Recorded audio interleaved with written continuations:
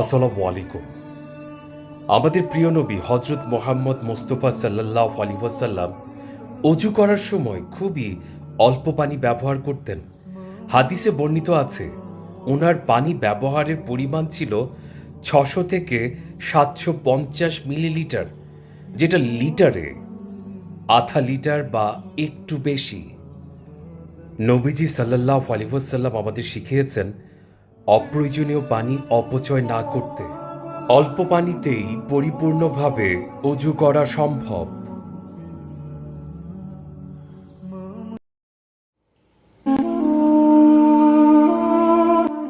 আমরা যখন মাথা মাছেও করি তখনই এই পানির ট্যাপটা খুলে রাখি।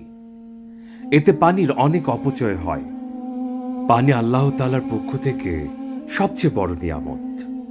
আমরা যদি ট্যাপটা অন না রেখে বন্ধ করে রাখি, যে পানি অপচয় হয় আমরা চাই না সেই পানিটা অপচয় হোক।